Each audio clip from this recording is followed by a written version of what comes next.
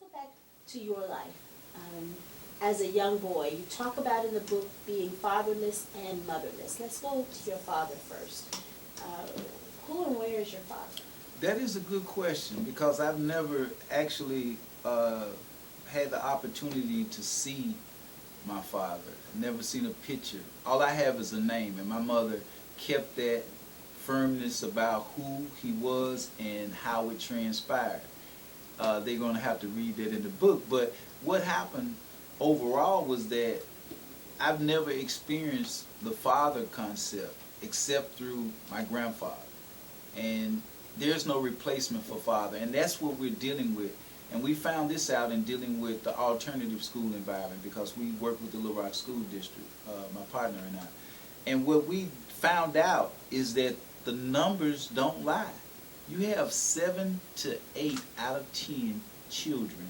I did the math. Our classes, because we had an orientation class over there, and we took the children that were coming in to the alternative school for whatever reason they were sent over there, and we did an orientation, a 5-day orientation, and we used our modules on those particular students. And I would ask the class, how many of you all have both parents, biological parents, living in your home? And it was 7 to 8 out of 10 did not have their biological in the home. So what you're dealing with is the same thing. And that's why we are, and I am affected with the youth, because I can relate to them. I've been where they're either trying to go, or where they've been. Because a lot of them don't have the father. A lot of them don't have the mother.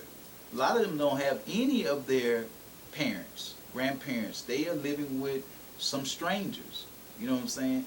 Because they've been adopted. So what we have to do as a community is start taking the time out of our busy schedules to be able to mentor outside of our comfort zone. See, we're comfortable people. When we get ourselves situated, be it we have a good job, nice car, nice home, we don't want to commit to do anything to the neighborhood. But when those children go out and commit a money crime against one of their family members, then it's that bad child. No, it's really a result of a bad community. The children just don't come out bad. They are influenced to become bad. So we work hard on trying to deal with my past and integrating it into the program, because I'm a prime example. I have the experience. And just like with the mother deal, when my mother dropped me off, you know, it's a rumor that it was an early age, and I think that it's more the early age, but another rumor is that I was older, but it doesn't really matter. I was an infant. I was less than 6 months old, and I hadn't technically bonded with my mother, but I'll share that in the book as well. But it's a crucial thing, because when I grew older, because of the lack of bonding, I never had the feeling of what a normal person would have towards their mother.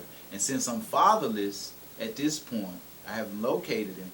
I'm a little absent in that area as well, or a lot absent in that area. So I just look at the big picture. The big picture is that no matter what your circumstances are, you can come up out of them. That's why I say prison saved my life, is because I came up out of all of those conditions and made a decision that I would make a change that would be effectual not only for myself, but for others. A lot of people are looking at the system now. When you say prison saved my life, a lot of people look at the system and they talk about how wrong and bad the system is. Mm-hmm. But it saved your life. And for some, like you, maybe out here in the free world, they will never get it. So how do we let them go to prison? How do we let their lives be saved? Well, and should we? See, we cannot afford to allow them to go to prison, because that is the new Jim Crow concept. And it's just a blessing that I was able to not have a conviction. My conviction was overturned, and the federal courts, once they sent the overturned conviction back to the state court said, hey, we're not going to try him again, because obviously he's done the time and it would cost the taxpayers more money to send him back to trial, so they overturned the conviction. So I don't have that that ghost over my head. You know, if I went to an employer, I don't have to go through that process. But what happens with our young youth, male and female, what they're dealing with is that once they get a conviction, it's stuck there, and they get discriminated on just for the conviction alone. So what we have to do is develop our program into a non-profit outlet, because we're for profit over here, but we need to make it a non-profit on another level so that it can be instrumental in getting the word out that you don't have to go to prison to get your life saved. And that's what we are planning to do. And what that will do is be community-based, like the Big Brothers and Big Sisters. But it'll have a program that's conducive to changing the paradigm. See, we need to have a paradigm shift on many levels, and that's what we don't want to deal with in the community. And hopefully in later books, I'll point all of that stuff out, because we are, I guess you could say, we're self-destructive in our ways, and we don't care. But yet we do care. Just like you were saying, what are we going to do? Are we going to allow our children to just go to prison? No, we're going to stop the vicious cycle. It's almost like I was saying earlier when I was dealing with the concept of drug use. If we don't have a demand, there will be no supply. A perfect point.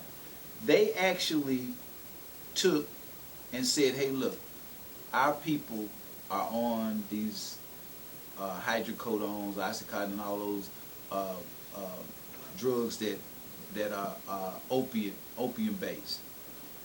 So what we're going to do is shut down the availability of these pharmaceutical drugs.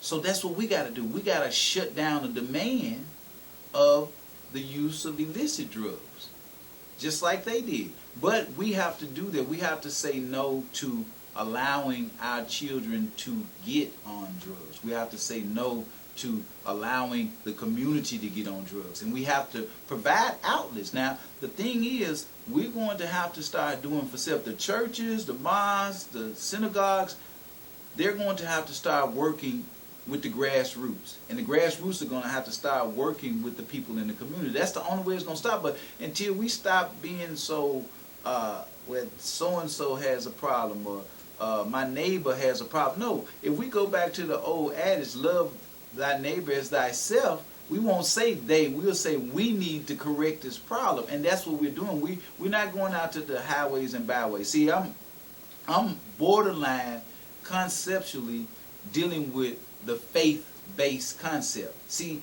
I believe religion, as it were, is personal. You know, we need to come out of these shells and start being active in the community and keeping our religion personal, meaning a Baptist could work with a Methodist. A Baptist could work with a Muslim could work with a Jew.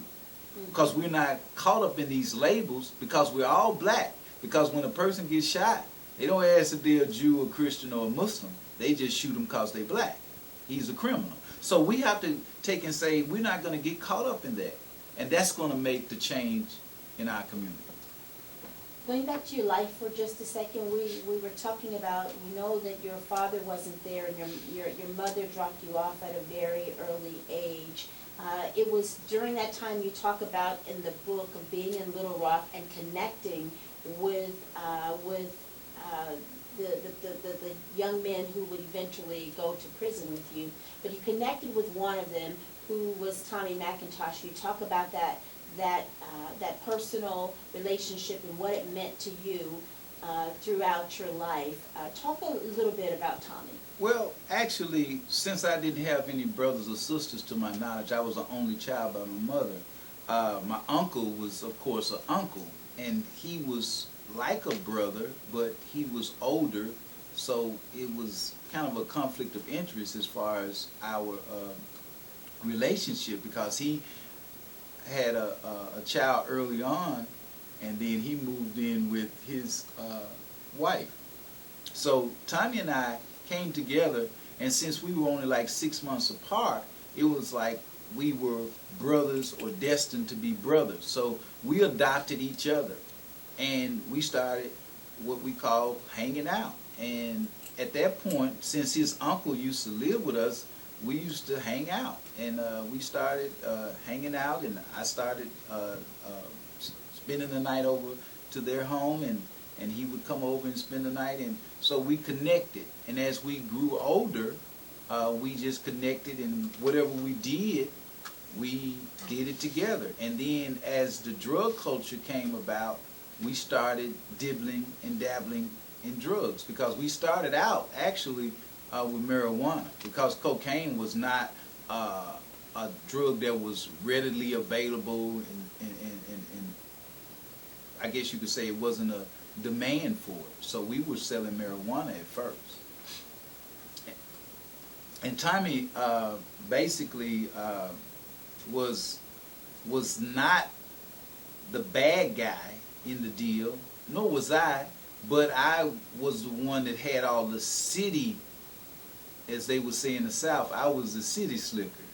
So I knew the ins and outs, whereas Tommy always had access to the monies. So that's how we really got started on the first level.